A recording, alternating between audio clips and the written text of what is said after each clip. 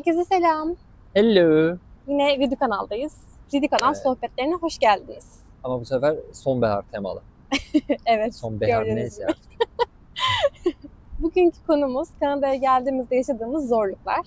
İlk ben başlayayım o zaman. Hani önce şeyden başlayayım bu arada. Şimdi direkt bizim buraya gelişimizde ilk olaylardan başlayacağım için. Hani bu sıkıntı değil de belki siz sıkıntı yaşayabilirsiniz diye bunu söyleyebilirim. Şimdi biz aktarmasız geldik uçakla. Çünkü bizim kedimiz vardı. Hani Hı hı. aktarmalı daha ucuz oluyordu ama şimdi aktarmalı olduğu zaman kediyle problem yaşarız diye aktarmasız geldik. Ama tabii onun da prosedürleri var. İşte hani kediyle gelmeden önce işte kuduz aşısı yaptırmanız gerekiyor. Kuduz aşısının üstünden bir ay geçmiş olması gerekiyor. Evet. Bunun gibi prosedür, onlara bakarsınız zaten. Yani bunu veterinerinize sorursanız bile o söyler zaten. İşte bakanlığa falan gidip bir kağıt falan alıyorsunuz işte. Neyse. Sonrasında bir de havaalanında bazı prosedürler var. Onlarda da işte kedi ve çantanız hani birlikte, yani kediniz çantanızın içindeyken total ağırlığın 8 kilo geçmemesi lazım. Tabii buna değişmiş oldu bilmiyorum şu an ama 8 kilo geçerse yanınıza alamıyorsun. Ya aşağı vereceksiniz çok problem olmuyor bu arada hani. Zaten aşağıda köpek falan da olduğu Evet, için evet. ağırlık olarak bir sıkıntı yaşamıyorsunuz yani. Onun dışında şöyle bir şey söyleyebilirim. Şimdi yanınıza alacaksınız kediyi mesela. Eğer sizin Kanada'ya gelme işiniz belliyse, atıyorum mesela şimdi Eylül ayındayız. Atıyorum Ocak'ta geleceksiniz mesela. Bu belliyse biletinizi şimdiden almanızı öneriyorum ben. Neden? Hani fiyatından da ziyade. Şimdi atıyorum diyelim ki siz kediyle geleceksiniz ve biletinizi aldınız kediyle birlikte. Siz onu aldığınız andan itibaren o uçak kedi uçağı gibi bir şey oluyor. Yani kedi uçağı dediğim şu. Artık siz o bileti aldıktan sonra hiç kimse köpeğiyle birlikte köpeğini yanına alamıyor yani. Köpeğiyle birlikte uçamıyor o uçakta çünkü kedi var. Hani kediyle köpeği aynı anda uçağın içine sokmuyorlar öyle söyleyeyim. Ama bakın bu üst kısmı. Hani bagaj kısmını, kargo kısmından bahsetmiyorum yani. Hani böyle bir şey var. Yani bizim kedimiz normalde yolculukları falan çok sevmeyen bir kedi. Hatta evin dışını sevmeyen bir kedi yani öyle söyleyelim. Ama bize hiçbir sıkıntı çıkarmadı. Tabii biz biraz sakinleştirici falan da vermiştik. Bir de biz çok da fazla vermek istemiyoruz. Hani işte zararlı olur bir de kendine düzgün gelemez falan diye. Bu kedinize yalattığınız şeyler oluyor. Onlardan vermiştik biz. O yüzden midir? Yoksa hani çok uzun sürdüğü için alıştım artık bilmiyorum ama neredeyse hiç çıkmadı yani. Hani bize hiçbir zorluk çıkarmadı. Zaten şey yapıyorsunuz bir de biz ona böyle mat gibi bir şey de almıştık böyle hani kullanatlı. Arada sırada ben onu tuvalete götürüp işte o matı serip üstüne hani toru koyup hani bir hafif bir gezsin, bir bacakları açılsın falan diye böyle saldırım da oluyordu. İşte ne bileyim atıyorum mama falan da vermişliğim oluyordu. Tuvaletini yapmadı zaten bayağı hani Tabii bildiğim canım. belki bir gün boyunca hiç yapmadı. Ne Hiç kaka ne yapmadı. çiş hiçbir şey yapmadı yani. Bir de biz mesela yolculuktan önceki gece de mesela şey vermemiştik. Mama falan vermemiştik. Evet. Önerilen bu. Ya bizim veterinerimiz Tabii işte önerdiği buydu en kakası ve çişi azından. gelmesin diye. Yani. Aynen. Hani o şey biraz zor oluyor hayvanlar için de. Hani özellikle kedi için köpeklerin şeyini bilmiyorum da. Neredeyse 2 gün aç kalıyor. Neredeyse diyeyim. Üstüne bir de hani tuvaletini de yapamıyor. Tabii şey olmadığı için. Biraz sıkıntılı bir süreç hayvanlar için. Biraz stres. Biraz tüy döküyorlar yani. Öyle diyelim. Yani o uçuş saatinden de ziyade mesela İstanbul'a gidiş süreci de var. İstanbul'da havalimanında bekleyiş Tabii. süreci de var. Bir de burada indiniz. Direkt hani kapıdan hadi pasaport kontrolden geçemiyorsunuz yani. İşte vize kontrolü bilmem ne falan oluyor. Hatta bayağı uzun sürüyor. hayvan için de yine bir işte o kuduz şeylerine Aynen falan hani filan bakıyorlar. işte onlar da çok uzun sürdüğü için yaklaşık bir 24 saat falan hani yolculuk halindesiniz diyebilirim ortalama. Evet. O biraz sıkıntıydı yani. Onun dışında mesela Uber'le ilgili sıkıntı yaşadık. Onu da Elif anlatsın. Şimdi biz indik. Ben turistik vizeyle giriş yaptığım için, Ömer de study permit ile giriş yaptığı için bizi orada ayırdılar. Ben farklı bir yerdeyim, Ömer farklı bir yerde. İşte kediyi de benim üzerime yazmıştık, Thor da benimle. Zaten orada bir panik halindeymiş de hani böyle ülkeye yeni giriş yapmışız vesaire falan. Stres var, çok yorgunuz bir de. Bir de bizim şöyle bir şeyimiz var. 9 tane valizle geldik biz. 7 tanesi büyük, 2 tanesi kabin valiziydi. Kabin bagajıydı.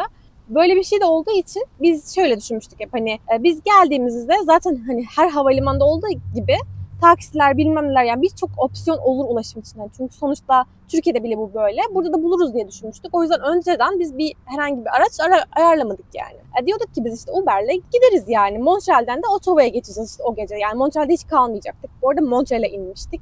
Neyse biz bütün kontrollerden geçtik ki çok uzun sürdü bu arada. Orada da zaten bekliyoruz, yorgunuz falan filan. Thor bir yandan yanımızda. Sonra biz dış alana çıktık havalimanında dışarıya yani. Ben Thor'la bekliyorum işte Ömer sürekli Uber aramaya çalışıyor. Taksilerle konuşuyor bir şeyler bilmem ne falan. Uber işte telefonumuza indirmiştik zaten. Çağırmaya çalışıyoruz. Kredi kartı istiyor direkt. Olmuyor yani. Hani kredi kartsız sadece banka kartıyla yapamıyorsunuz bunu. Yani nakit seçeneği de zaten yok yani. Hani geldiğinizde nakit verme seçeneği falan öyle bir şey yok. Bu bizim en büyük şeyimizdi yani. Hani biz Lyft'te ya da Uber'de sadece kredi kartıyla ödeme yapabileceğimizi bilmiyorduk. Bizim şeyimiz de şöyle oldu. Biz Türkiye'den bütün kredi kartlarımızı kapatıp geldik. Çünkü son anda hani bir değişiklik olur. Belki biz bu ülkede takip edemeyiz vesaire falan diye. İşte bir de böyle bazen yıllık ödeme falan yapmanız gerekiyor, aidat tarzı. Hani onlarda bir değişiklik olur ya da ben mesela bir aboneliğimizi kapatmayı unutmuşuzdur. Belki borç birikir falan diye uğraşmak istemediğimiz için bütün Ömer'in kredi kartlarını da benim kredi kartlarımı da kapatıp gelmiştik. Hani o yüzden yanımızda ne Türk kredi kartı var. Zaten Kanada kredi kartı olamaz. Daha yeni giriş yapmışız yani ülkeye. Öyle Uber'le alakalı bayağı büyük sıkıntı oldu. Taksilerde mesela çok kalabalık yani. Hani o sırada boş taksi bulmak zor. İşte Ömer Ottawa'ya gideceğiz falan deyince hani böyle tabii hani iyi bir para alacakları için tamam geleceğim ben falan diyorlar ama ne zaman gelecekleri belli değil. Tor'la biz beklemeye devam ediyoruz dışarıda. Çocuk çok üşüyor yani o sırada hayvancağızda yani. Hava bir -5 falan vardı. -5 ile -10 arası falan da diye hatırlıyorum ben. Biz bir dışarıda da bir yarım saat 40 dakika falan bekledik en az diye hatırlıyorum ben. Ben dedim ki hani ne oluyorsa olsun artık hani ne buluyorsak bulalım bir şekilde gidelim falan dedim. Sonra Ömer işte biraz daha lüks araçların olduğu bir yere gitti işte danışmana sorduk. Hatta orada birlikte önce sorduk. şey oldu dedi, ben taksicilere sorduydum normal. Hı hı. O taksiciler de şey dediydi işte, ya onlar da hani sıra usulü olduğu için hani ben diyorum ki böyle biz otoyacıyız ama diyorum 9 tane valizimiz var. Onlar da dedi ki hani sıraya göre ne denk gelirse, büyük araba denk gelirse gidersiniz, küçük araba denk gelirse 2 tane arabayla gidersiniz. Diyorum hani bunun rezervasyonu gibi bir şey yok mu? Yok diyor. Atıyorum mesela kaç para tutacak diyorum, ona da bir şey söylemiyor. Evet. Hani işte çünkü süreye göre değişir, uzunluğuna göre değişir, trafiğe göre değişir, her şeye göre değişir diyor. Tamam hani o konuda haklı da ama hani aşağı yukarı bir şey söyledi. Onu da Ortalama da söylemiyor. söylemedi. Söylemiyor, Evet, hiçbir şey söylemedi. hatırlıyorum Yani. onu. Hani 200 de olabilir diyor, 500 de olabilir diyor. Nasıl bir skalaysa onu da anlamadım ben ama yani öyle bir şey söyledi. Sonra lüks araç şeyine gitti Ömer. İşte zaten o sırada birlikte gittik artık. Hani dedik ne kadar falan. Tabii çok yüksek bir fiyat söyledi. Hani şimdi biz burada düşününce bile biraz üzülüyoruz açıkçası ama şöyle de bir şey. Zaten fiyat algımız yok yani ülkenin fiyatlarına dair falan. Yeni giriş yapmışız. Türkiye'de de fiyatları zaten takip edebilir bir durumda olmuyorsunuz. Orada yaşasanız bile sürekli bir fiyat artışı falan. Ne kadar ödemiştik? Ya şöyle adam bize 900'den kapıyı açtıydı. Ya işte dedi bizim araçlar dedi lüks dedi, şu dedi, bu dedi falan filan. Dedim ama biz de Ottawa'ya gideceğiz falan filan. Artık en son kaçtan kapattı? 500'den kapattık herhalde. Yine çok büyük bir para. İnanılmaz büyük bir para yani. Hani çünkü ben burada yaşayan arkadaşım, burada yaşayan dediğim başka bir şehirde. Ona söyledim, inanamadı yani. Hani dedi ki onun dedi hani 500 dolara bize 3 günlüğüne falan araba tutarsın dedi ki doğru bu arada. Yani 150 dolar falandır herhalde yani. 3 gün araba tutulurdu ama onda da şöyle bir şey oldu. Biz arabada kiralamaya çalıştık. Yine kart falan istediler havaalanında. İşte vermediler yani. Ki ben normalde araştırdığımda gayet de araba kiralayabiliyordum. Bir de ama şöyle bir şey oldu zaten. Biz bayağı da yorgun olduğum için bir de bize şeyi de önermediler. Hani kışın ilk defa Kanada'ya iner inmez hani araba kiralamanız çok da mantıklı olmuyor. Çünkü yollar falan bayağı buz oluyor. Şimdi Montreal'le Ottawa arası baktığın zaman şey yollar yani hani tam şehir içinde böyle tuzlama çalışmaları falan oluyor. Yani şehir dışında muhakkak oluyordur da yine de gece olduğu için buzlanma problemi falan olabilir diye. Bir de yorgun olduğum için hani eledik gibi bir şey oldu. Zaten vermediler de denedim yani. O da öyle bir şey oldu. Sonuçta kazıklandık yani. Evet. Sonuçta eve limuzin gibi bir şeyle döndük. Yani Limuzin değil şey, de jip gibi bir şey. Eskalade işte. bilmiyorum ama lükstü. lüks bir araçtı. Harbiden Bayağı lüks. büyüktü. Zaten 9 valizimi çok rahat aldı. Böyle koltuklarımızı yatırdık. Sonra ben direkt uykuya falan daldım hatta. Yani o kadar yorgundum ki böyle ısıtmalı koltuklarla falan Bir de sıcak işte sıcak yani geldik yani. Güzeldi o yüzden araba bayağı lükstü. Hani iki koltuğun arasında bayağı bir mesafe var. Orada zaten Evet. toru koyduk biz. Ve koltuklar hani otomatik yatıyor falan filan. Yok işte alttan ısıtma. Yani arka koltuk olmasına rağmen alttan ısıtmalı falan. Zaten biz üşümüştük bir de. Hani direkt bindik, ısıtmayı açtık. Uyuduk 2 saat sonra. uyuduk yani. 5 dakika sürmemiştir Evet. yani. Hatta ben uyandığımda gerçekten kalacağımız guest house'un önüne gelmiştik yani. Evet. Guest house'larla da alakalı bir sıkıntımız oldu bizim. Evet. Şimdi şöyle, biz buraya gelmeden önce kalacağımız yeri ayarladık zaten. İşte Ömer çok fazla otel araştırdı, Airbnb baktık vesaire, hani en iyisi hangisidir vesaire falan diye. Ama biz belirsiz süreli kalacağımız için aslında hani bizim için fiyat biraz daha öncelikliydi. Zaten çok fazla masrafımız oluyor. Niye gidip zaten lüks bir otelde kalasınız ki yani, çok mantıksız. Bir de torun da rahat edebileceği bir şey falan düşünüyorduk. İşte hani evcil hayvan alan şeyler de çok sınırlı bu arada yani. Hani her yer almıyor zaten. Sonra biz işte bu Booking'den falan Ömer bir tane guest house tarzı bir şey buldu. Yani bu guest house dediğimiz şey de şöyle bir şey. Böyle herkesin odası var kilitli. kodla falan açılıyor ya da anahtarınız var. Değişiyor guest house'un şeyinin tipine göre. Ama mutfak var bir tane büyük. Ne bileyim işte banyolar, tuvaletler falan ortak. Biraz daha böyle apartmanta gibi müstakil bir ev aslında ama her odasını bir misafir odası gibi yapmışlar yani. Biz zaten gün içinde direkt hani sabahın köründe kalkıp ev aramaya çıkacağımız için hani biz dedik ki zaten biz orada çok vakit geçirmeyeceğiz. Hani sadece yatıp kalktığımız, bir de mümkünse duş alabildiğimiz bir yer olsun dedik. Öyle de bir yer tuttuk işte yani. Aynen tuttuk.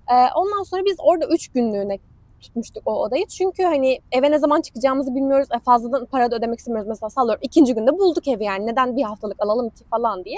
Hani gerekirse uzatırız diye düşünmüştük. Ev kiralamak için tabii uğraşıyoruz. Randevu almaya çalışıyoruz falan. Pek ev bulamıyoruz. Hatta şöyle söyleyeyim. Benim hatırladığım kadarıyla o ilk 3 gün içinde biz ev gezemedik hiç. Sadece birkaç tane satıcıyla mesajlaştık ya da telefonla konuştuk. Ama ev hiç görmedik bu ilk 3 gün içinde. Çünkü dediğimiz gibi zaten ev videosunda da bahsetmiştik. Tam Christmas döneminde olduğu için insanlar genelde aileleriyle falan vakit geçiriyorlardı. Pek bir ev sahibi falan ev göstermiyordu yani. Şehir dışına çıkıyorlar ne bileyim işte yani. ya da buradaysa bile adam ailesiyle vakit geçirmek istiyor yani. Ya da mesela şey oluyor zaten hani randevu bulabilseniz bile hani 2-3 gün sonrasına veriyor mesela. Hani direkt o gün bakamıyorsunuz yani. O yüzden biz ilk 3 gün içinde bulamadığımız için dedik ki biz bu guest house'u uzatalım yani ne yapacağız yani sokakta kalacak halimiz yok. Baktık ki dolmuş. O guest house dolmuş yani. Hani yer yok. Sonra mecburen biz başka bir tane guest house bulduk. Ama şöyle bir sıkıntı var işte. Biz aslında yer değiştirmek hiç istemiyorduk. Çünkü 9 valizi var ve TOR var üstelik yani. Hani zaten araç kiralamak kısmından da sen birazdan yine bir bahset istersen bu arada. Araç kiralamak bir sıkıntı ama Uber'lerin ya da taksilerin sizi alması da bir sıkıntı. Şimdi bu araya Ömer girsin, o araç kiralama kısmından nasıl sonra devam edeyim ben guest house kısmında. Ya şöyle biz araç kiralamayı şundan istemiştik aslında. Hani şimdi mesela biz evi tuttuk işte. Tabii ama şöyle hani evi tutuyorsunuz. Evi tuttuğumuzda dediler ki hani bize 1-2 gün daha müsaade edin. Dediler evi temizleyeceğiz. Tamam dedik biz de. Şimdi biz düşündük. Hani bu eve taşınacağız ve 2 günümüz var. Ne yapalım? Dedik ki hani bizde hani şimdi bizim hem 9 valizimiz var hem eve eşya almamız lazım. Dedim doğal olarak yani bize araba lazım. Hani şimdi biz eğer araba kiralarsak hani hem eşyalarımızı taşıyacağız hem Ikea falan baktığın zaman hani downtown'dan biraz dışarıda hani hem Ikea giderken çok para ödemeyeceğiz. Taksiye vereceğimiz para var yani. Bir de dönüşü var. Üstüne bir de Ikea'dan aldığın eşyaları da hani arabaya koyup direkt yeni evine götüreceksin. Sonra işte biz yine bayağı ünlü bir marka gittik işte. Hani söylemeyeyim. Tamam, global bir marka işte. Hani sanki reklam mı yapıyoruz bilmiyorum ama. Reklam yapmıyoruz da Marka Ömer böyle marka istemiyorum. söylemeye bayılıyor yani. Ben bilmiyorum, Hiçbir marka. şey reklam değil yani. Zaten reklam olabilecek kadar büyük bir kanal değil de neyse. Yani. Tamam söylerdi. Enterprise'a gittik işte. Yani Türkiye'de de olan bir marka. Global bir marka. Burada şey de söyleyeyim. Yani biz buraya geldik. Daha ilk gün ilk yaptığımız iş hani ev bakmaktan da önce bankada hesap açmaktı. Evet. Sonra bize banka kartını verdiler. Ama kredi kartını vermediler. Şöyle hani kredi kartından hemen başvurduk, onaylandı bilmem ne. Hani o posta yoluyla geliyor işte. Yani Türkiye'de de öyle zaten. Hani banka kartımız vardı, kredi kartımız yoktu. Neyse onu bir söyleyeyim. Şimdi Kredi kartımız kargodaydı. kargodaydı yani. Evet. Daha bize gelmediydi yani. Sonrasında işte araba kiralama işte Enterprise'la konuştuk. Adamlar zaten gayet kibar falan. Dedik hani böyle bizim dedik 9'da valizimiz var. Adam bize ona göre en büyük arabasını gösterdi. Bayağı da büyük bir şeydi. Markasını hatırlamıyorum da Mazda'nın bir Fiyatı şeydi. da iyiydi bu arada. Fiyatı da çok iyiydi bu arada. Kaçtı ya hatırlamıyorum. Ben de hatırlamıyorum. $100 bile değildi öyle bir belki şeydi yani. sanki aynen. Hani işte fiyata anlaştık. Kaç gün tutacağımızı anlaştık. Arabayı adam bize gösterdi. Bak dedi hani çiziği yok, şu yok, bu yok. İçini gördük, dışını gördük. Ben arabaya bindim. Anahtar teslimi kısmındayız hatta aynen. biz yani. Hatta adam anahtarı verdi. Tamam mı? Ödemeyi alıyordu işte. Hani yazdı. Sonra ben koydum çat olmuyor. Sonra adam bir daha denedi. Koydum yine olmuyor. Dedi ya sizin dedi acaba bu banka kartı mı dedi. Dedim evet banka kartı yani. Dedi ki banka kartıysa biz dedi işlem yapamayız. Hani dedi yok mu dedi kredi kartı. Dedim yok biz dedim daha buraya gelir dedim hani bir gün oldu 2 gün oldu yani. Adam dedi ki yok biz dedi işlem yapamıyoruz dedi kredi kartı yoksa. Sonra alamadık tutamadık yani. Yani mantığı ne diye sorsanız bilmiyorum. Bilenler de Ben de vardır bilmiyorum. belki de. Ya ne bileyim hani kredi kartı olmasının ne gibi bir avantajı var onların. Ya da atıyorum belki de kanun, kural falan vardır. Hani insanların banka kartını kullanamazsınız falan diye bilmiyorum. Ya hiçbir fikrim yok ama bu bizim kredi kartımızın olmamasının ikinci olumsuzluğuydu Evet, yani. evet yani. Ve bunu gelmeden önce nasıl çözebilirsiniz onu da bilmiyorum ama hani Türkiye'den kredi Türkiye kartı kredi kartı getirirsiniz getirmek ama onu da lazım. atıyorum burada kalıcı olmayı düşünüyorsanız hani Türkiye atıyorum birkaç sene dönmeyeceksiniz onu nasıl ayarlayacaksınız onu da bilmiyorum ama hani kim ödeyecek, kapatacak mısınız falan. Neyse ondan sonra arabada kiralayamadık yani. Hani Evet. Ondan sonra işte araba kiralayamadığımız da için mecburen ikinci guest house'a gitmemiz gerekiyor işte. Uber çağıracağız. Başka yol yok zaten. Uber'de de böyle X-Start seçenekleri falan var. Yani çok fazla valiziniz varsa ya da birkaç tane valiziniz varsa falan X-Star'cı kiralamanız gerekiyor. Biraz daha büyük oluyor araçlar. Ama tabii şöyle 9 valiz almıyorlar yani normalde. Yani X-Start dediğime bakmayın. 9 valizi kimse kabul etmiyor. Kaç yazıyordur onda mesela? 4 insan 4 valiz gibi bir şey yazıyordur muhtemelen yani. Öyle bir şey yazıyor. Hiç bilmiyorum ama mesela şey diyor işte Ömer direkt Uber şoförlerine mesaj atıyor. Diyor ki işte 9 valizimiz var yazıyor. Direkt iptal ediyorlar kabul edenler falan da. Neyse biz zaten bayağı bir sıkıntı yaşadık. İlk guest house'tan çıkış saatimiz bizim saat sabah 10 ya da 11 gibi bir şeydi. Bayağı erkendi. Ve diğer guest house'a giriş saatimiz de 3 ya da 4'tü. Yani arada bir 4-5 saatlik bir saat var. Ve biz o 9 valizle ve kediyle ve ikimiz Ömer'le birlikte bir yerde beklemek zorundayız. Ama şimdi şöyle bir şey, hiçbir şeyi bilmiyorsunuz Ottawa'ya dair. Hiçbir yeri bilmiyorsunuz. Yani kafe, restoranları falan da bilmiyorsunuz. Bilseniz de zaten 9 valizi ve kediyle sizi kim alsın yani. Hani öyle de bir şey. Sonra biz işte Uber'le ikinci guest house'un yakınlarında bir yerde indik. Bir tane park bulduk orada ama her yer kar içinde zaten. İşte Ömer tek tek 9 valizi falan taşımaya çalışıyor. Karların içinde bu arada. Yani hani şey değil, yolda sürmek kadar da kolay değil. Mecbur eliyle falan taşıyor. Ben Thor'u götürdüm, direkt banka bıraktım falan. O sırada da aradan bir yarım saat geçti geçmedi. Yağmurla karışık kar yağmaya başladı. O sırada Ömer sürekli ikinci tuttuğumuz guest house'un yönetimiyle iletişime geçmeye çalışıyor, sahibiyle diyeyim. Diyor ki işte hani biz eşyalarımızı bari bırakalım ya da kediyi bari bırakalım hani çünkü çok zor bir durumdayız falan. Onlar da diyor ki asla kabul etmiyorlar ve diyorlar ki işte hani şu an temizlik aşamasında olmaz falan diyorlar. Kabul etmiyorlar yani. Ya ama şimdi onda da haklı şöyle. Hani ev temiz değil ve içeride temizlikçi bir kadın var. Hani kadın rahat rahat temizliğini yapsın kabul etmiyor ve ben ondan önce ilk evde de konuşmuştum. Demiştim ki bakın hani zaten uzatmak istedik uzatamadık. İşte atıyorum check out saatiniz işte 10 ya da 11 neyse. Hani dedik ki biz başka ev tuttuk ama hani onunla girişi 3. Ama dedim bizim yanımızda 9 valiz ve hayvan var. Dedim ki en azından şimdi mesela lobi gibi bir yeri var hani evin mesela.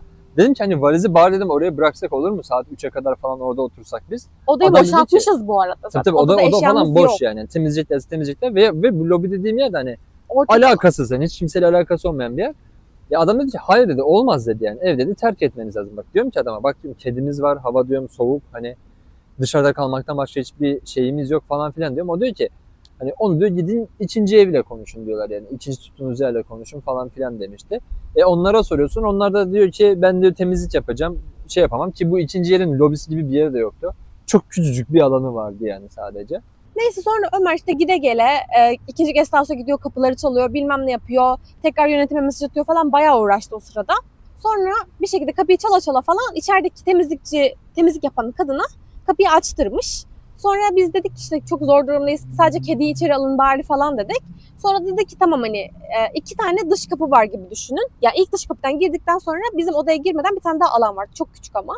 Oraya valizleri ve kediyi bırakabilirsiniz gibi bir şey dedi. Sonra biz kediyi en azından oraya bırakınca biraz daha rahat ettik yani. En azından biz rezil durumda kalalım ama en azından hayvan üşümesin, şey olmasın, hasta olmasın falan diye. Bir de zaten çok stresliydi yani onun için yolculuk bilmem ne falan. Bayağı endişelenmiştik yani. Bu benim bu arada ilk geldiğimizde yaşadığımız en büyük zorluklara dair en büyüğü yani. Hatta ekrana şey koyacağım böyle 9 valizle biz parkta bir fotoğrafımızı falan koyacağım yani. Ya böyle anlatınca çok şey gibi durmuyor ama o zaman hem hava daha da soğuktu. Yine bir eksi 10 civarı vardı. Üstüne bir de hani karla karışık yağmur başlıyor. Şimdi 9 tane valiz var. Ya valizler falan çok önemli değil. Hani en fazla onun dışı ısınır. Zaten su geçirmezdi yani. Onda sıkıntı yok da. Hani benim en çok korktuğum işte Thor'du yani. Çünkü Thor'u bırak mesela eksi 10'u falan görmeyi. Hani dışarıda karı falan filan. Hani adam evin dışını görmemiş bir şeydi neredeyse baktığın zaman yani. Gerçekten gurbeti ilk hissettiğimiz şey falan olmuştur Tabii canım, herhalde çünkü yani. ulaşacağın kimse yok, hiç kimsen yok, hiçbir tanıdığın kimsen yok, yok. hiçbir şeyin yok yani. Aynen. Yani sürekli kendin çözüm bulmak zorundasın ve hani çözüm de yok. Onun dışında ne gibi bir sıkıntı yaşamıştık? Onun dışında zaten bir önceki ev turunda bahsettik. Ev bulmayla alakalı birazcık sıkıntı olmuştu. Christmas olduğu için. Yani dediğim gibi biz ilk 3 gün hiç ev bile bakamadık yani. Sonrasında evi tuttuk. Bu sefer de Ikea'ya gittik işte eşya falan almaya. Onda da şöyle bir şey. Eve başvuru yapıyorsunuz ama kabul alıp almayacağınız kesin değil. Yani evi size vermeyebilirler. O yüzden kesin diye bakıp eşya almak mantıksız yani. Hani gidip başvuru yaptığınız gün eşya alamıyorsunuz öyle diyeyim. O yüzden başvurudan kabul aldığımız gün biz direkt Ikea'ya gittik taksiyle. Ve eşyalarımızı falan seçtik işte en önemli şeylerimizi. Yatak, koltuk, o tarz birkaç tane bir eşya falan seçtik. Tabii araba kiralayamadığımız için o sırada hala yani kredi kartımız hala gelmemişti. teslim yapalım, eve teslim yapalım falan dedik. Onlar da bize dediler ki en erken 3 gün dediler yani. Sonra biz Ikea'dan unutmuyorum asla 2 tane yastık, bir tane yorgan alıp eve döndük. İkimiz birlikte onu taşıyoruz falan kışın ortasında. Sonra işte 9 valizle geldim. İşte nevresim takımı, bornoz falan filan vardı. Yorganı aşağı yere serdik. Üstümüzü de işte nevresimlerle falan örtmeye çalışıyoruz falan ama çok soğuk tabii ki ev. Yani eşyasız falan olmasının da bir etkisi var. Bir de ilk başta ısıtma problemi de vardı zaten. O soğukta yerde 3 gün yattık. Bir de zaten ev videosunda göstermiştik işte bizim ışığımız böyle tavanda değil. O yüzden ışık da yok. Işık bile yoktu evde yani. Yani 3 gün karanlık bir evde ve eşyasız bir evde yerde yattık yani eşyasız. Ya karanlık derken mutfağın ışığı salona ne kadar geliyorsa o kadar yani. Hani Evet. yemek bile yiyemiyorduk mesela. Yani yemek yemek için kapkacağın yok. Hani Allah'tan dolarama var da. Yani dolarama bizi bayağı kurtardı bu konuda. İşte gidip leğen aldık, onu ters çevirip masa olarak kullandık falan filan. Leğeni zaten temizlik için almıştık da. Evi biz de bir temizlemiştik işte. Hani pas falan yapıp.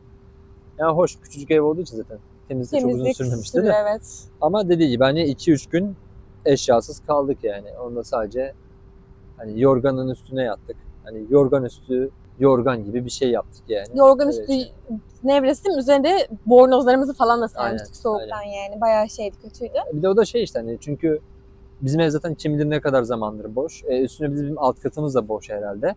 Öyle olunca ev zaten soğuk. Hani zaten burada kaloriferler öyle harıl harıl çalıştırma gibi bir olay olmuyor Evet zaten. ya, Merkezi maalesef. sistem. Ve ev eşyasız olduğu için 1-2 hafta falan zaten ısınmadı. Ben bayağı da bir işte cebelleştim yani evi ısıtmak için. Yok işte evin yine anlatmıştık zaten derecesini ölçüyorlar. Ona göre birileri geliyor kaloriferi temizlettik falan filan.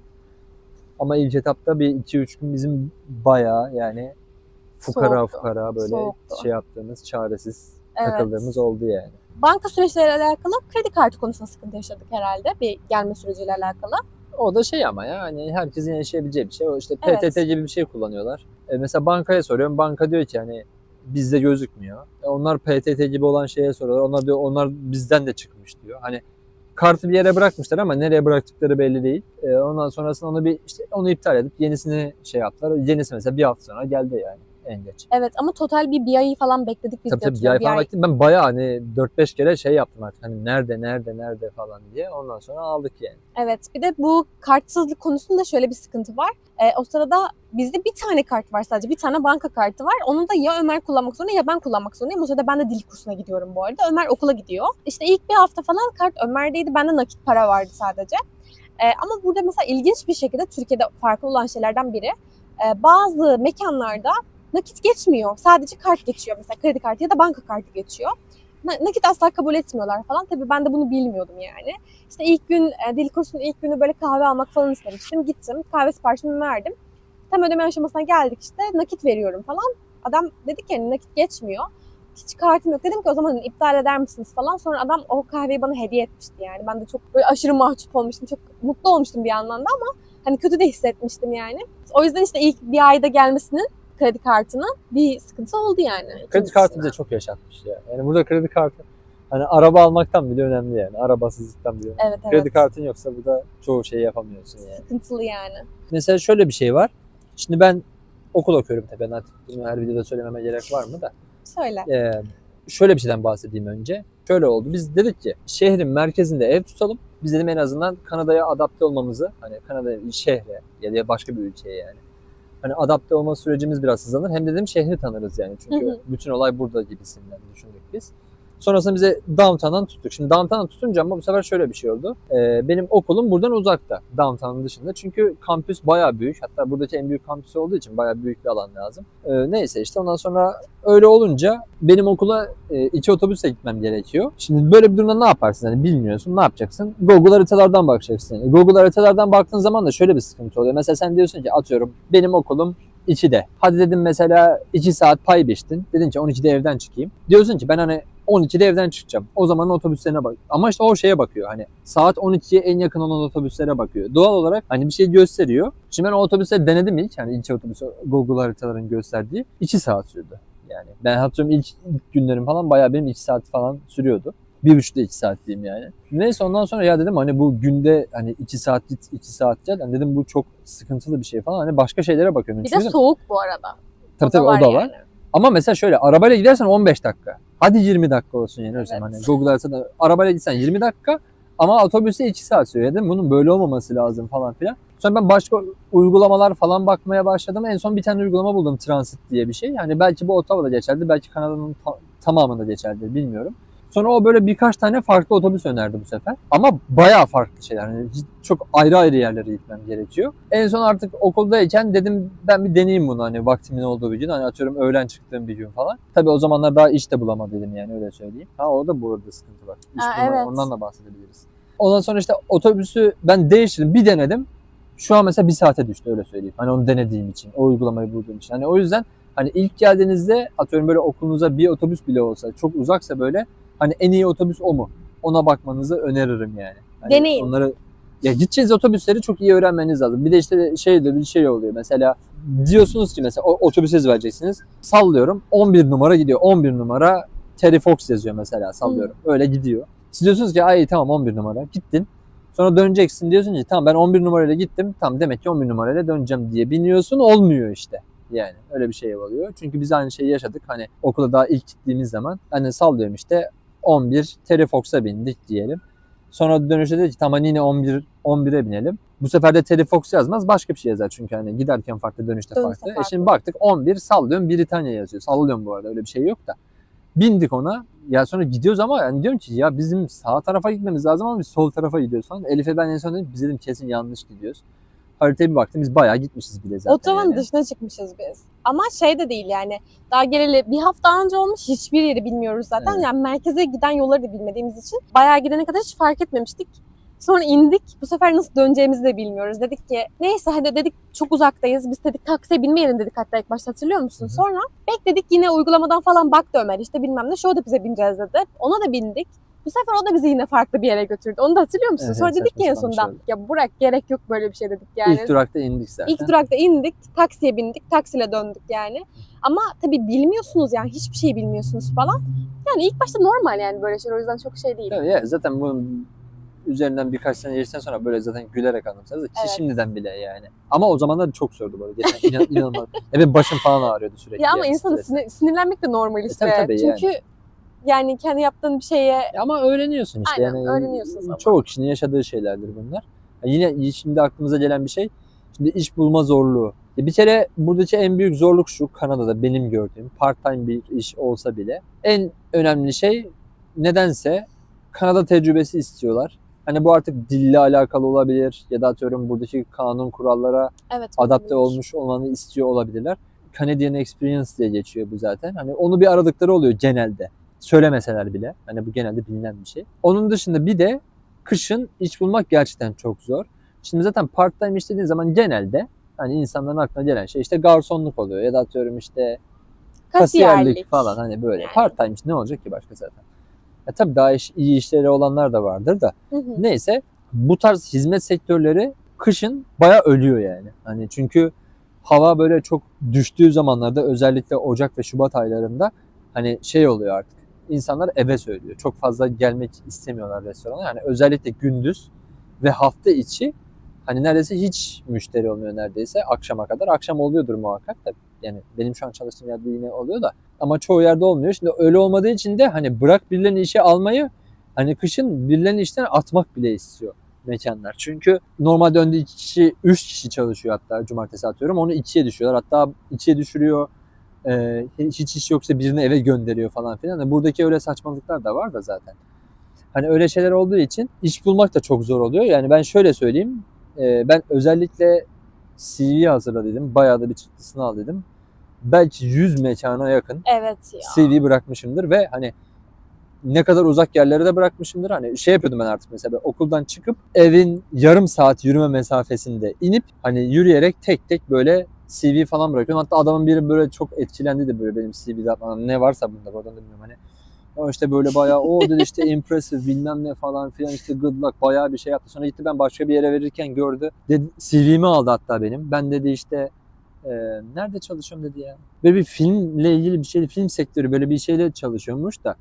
İşte daha önce dedi ne yaptın falan filan onları sordum. Tamam dedi ben dedi sana dedi yardımcı olmaya çalışacağım falan. Tabii ondan sonra hiçbir haber yok tabii de. Ya bulamamıştır belki. Tabii canım Ya da yani. Hani CV'mle uyuşmamıştır adamın şeyi. Ve bayağı bir yere bıraktım ki zaten çoğu şey diyor. Mesela hani diyorum ki şu an mesela işe alım yapıyor musunuz diyorum. Genelde hepsi diyor ki hayır. Çünkü kışın ortası. Hevesini kırmak gibi olmasın ama hani şu an iş bulman inanılmaz zor diyorlardı. Hani belki Mart'tan sonra hani Nisan ayında falan belki bulabilirsin diyorlardı. O da şeyden işte hani işler biraz açılmaya başlar. Nisan geldiği zaman hani havalar biraz düzeliyor falan diye. Anca öyle iş bulabilirsin dedi. Ha hoş ben Şubat'ın ortasında tam Şubat 19'da işe başladı dedim hatta öyle söyleyeyim. 20'sinde Evet falan. olabilir. Hani öyle iş bulduydum ki ben o zaman da şey düşünüyordum yani işte işi bulduktan sonra muhtemelen başka yerlerden de teklif falan gelir diye ki öyle de oldu zaten. Evet. Ben işe girdim. Başka bir yerden teklif geldi ama şöyle oldu. Şu an benim girdiğim çalıştığım yer kurumsal bir yer. Bayağı dünyada da olan hani şubeleri olan bir firma zaten. Bana gelen teklif Japon lokantası mıydı? Çin lokantası mıydı? Neydi? Dumplingçiydi herhalde. Ne bilmiyorum işte bir şeydi işte hatırlayamadım da. Ha ben şeyi hatırladım sonra. Onlara CV bırakırken ki anı hatırladım. Çok kötü kokuyordu içerisi. Ya Çok ofansif bu bu arada ya. pisler Çok anlamında değil. ırkçı. Hayır bak pisler anlamında değil. Şöyle. Hani sadece dumpling mi yapıyordu onlar bilmiyorum da. Ya deniz ürünü çok kokuyordu. Ben de deniz ürünü çok sevmiyorum. Hani çok kokuyordu yani. Bana çok kokulu geliyordu. O yüzden hani ben orayı zaten istemedim. Bir de zaten daha yeni girmişim buraya falan. Hani kötü bir izlenim oluşmasın diye. Bir de sevmiştim. Bir de şöyle de bir şey. Tavuk seviyorum yani. Seviyor evet. Ve güzel yani. İşte ben şu an mesela çalıştığım yeri harbiden önüm Nandos zaten. Hani belki bilen vardır. Gayet Reklam. güzel. Reklam yapıyor. Yani öyle reklam değil canım. Hani ben çalışıyorum diye gelmek isteyen olursa. Aynen yani. buralarda yaşıyorsanız Nandos'a gidip Ömer'i görün. Ne iyilik yapabilirim? Tatlı ısmarlarım belki. Ismarlarım. Tabii benim cebimden çıkmıyor da ikna ederim benim müdürleri falan filan. En fazla tatlı veririm. Başka bir şey veremem yani. Onun dışında yine bayağı da uzun konuştum da. İş bulmak sıkıntı. Öyle söyleyeyim yani Evet, işte. iş bulmak Lafın sıkıntıydı. şeyi bu. Hani benim verebileceğim en büyük tavsiye şu olabilir. Sıkıntı yaşamamak için yani. Buraya eğer okula başlıyorsanız Ocak ayında gelmeyin. Yani zaten gerçi üniversitedeki bölümlere Ocak ayında başlayabiliyor musunuz onu bilmiyorum ama başlayabiliyorsunuz Başlayabiliyorlar herhalde. herhalde. Hani ya yaz dönemi için gelin ya Eylül dönemi, fall dönemi için gelin. Hani Ocak'ta gelmeyin. Gerçekten çok sıkıntı yani. Hani ne part-time iş bulabilirsiniz. Hatta bana sorarsanız Eylül'de de gelmeyin. Niye? Çünkü genelde herkes Eylül'de başlıyor. Bizim kalıcıda bile Eylül başlangıcı bayağı bir sıkıntılıydı. Hani ne maillere doğru düzgün cevap verebilirler ne bir şey yapabilirler. Yani bence en favorisi Mayıs dönemi oluyor genelde benim bildiğim. Eğer Mayıs dönemine gelirseniz çok avantajlı olur. Çünkü hem iş olanağınız artar, hem güzel bir havada gelmiş olursunuz. Hem bizim yaşadığımız sıkıntıları yaşamazsınız mesela işte gidip de -10'da sokakta kalmazsınız. Atıyorum Mayıs ayında biz dışarıda kalsak çok bir sıkıntı olur muydu? Olmaz. Hatta Toru böyle tasmasını alırdık, gezdirirdik falan filan. Neyse Öyle yani. benim tek tavsiyem de Türkiye'den kredi kartınızı getirin. Bir tane kredi kartınız muhakkak olsun. Çünkü rezillik yani. Büyük rezillik. Evet. Bu arada kapatmadan önce şey de söyleyeyim. Böyle bir haftadır falan yağmurluydu. Böyle güneşli, güzel en azından yağmur yağmayan bir günü bulunca dedik ki tadını çıkaralım. Sizinle de bir sohbet etmiş olalım. Ama güneş de gitti. Sonbahar sohbetleri. Evet. Aynen Ridikonal sohbetleri. Zaten yapraklar falan gözüküyordur yani. Evet. Ya hoş burası şu an sarı. Hani normalde bayağı Kırmızı oluyor. kıpkırmızı olan ağaçlar falan da var ama tabii onların altında oturamadık Zaten işte. o sanırım akçaağaç ağacıymış. Ben şeyden araştırdığım kadarıyla, ChatGPT'den araştırdığım kadarıyla falan. Buranın zaten biliyorsunuz ki hani bayrağında falan da olan şey böyle ama ben ilk gördüğümde o ağacı falan böyle yemin ederim şey sanıyordum Kanada'ya gelmeden önce. Bunlar filtrelidir falan sanıyordum. Hani bu fotoğraflar %100 doğal değildir sanıyordum. Yemin ederim o kadar güzel ki. Yani mesela ben buranın en sevdiğim ayı hala Mayıs bu arada. Mayıs çok güzeldi bence. Ama sonbaharına da ayrı bir hayran oldum ve böyle yürürken sadece ağaçları izleyesim geliyor yani. Yürüyesim bile gelmiyor. Sonbahar bayağı güzel. Ki zaten çoğu kişi şey diyormuş yani Kanada'nın en güzel mevsimi Evet, sonbahardır evet. falan diyorlar da. Aynen. Hatta bu aralar benim sürekli Instagram'da Reels'larda önüme çıkıyor. Diyorlar ki işte Kanada'nın en ünlü mevsimi sonbahardır falan diyorlar yani. En ünlüsü aslında kış da. Neyse bunlar da böyle sohbetler yine gereksiz çok konuştuk zaten. Bunu burada bitirelim. O zaman Haftaya görüşmek üzere. evet. Abone olur musunuz lütfen? Abone olursanız ve Ottawa'ya gelirseniz ve Nandos'a gelirseniz Ömer size tatlı ısmarlayacak. Evet. Ama sözümü tutamazsam da en kötü cebimden veririm. Lan ne olacak? Aynen. Şu an daha çağırıyorum ama şubeyi de söylemiyorum hangi şube. Evet öyle 2 tane Tamam. var değil mi? Şey yapın. Kanıtlayın. Instagram'dan yazın anca öyle şubeyi veriyormuşum falan. Mantıklı güzel. Beğendim Evet. bunu. O zaman görüşmek üzere. İyi günler. Görüşürüz.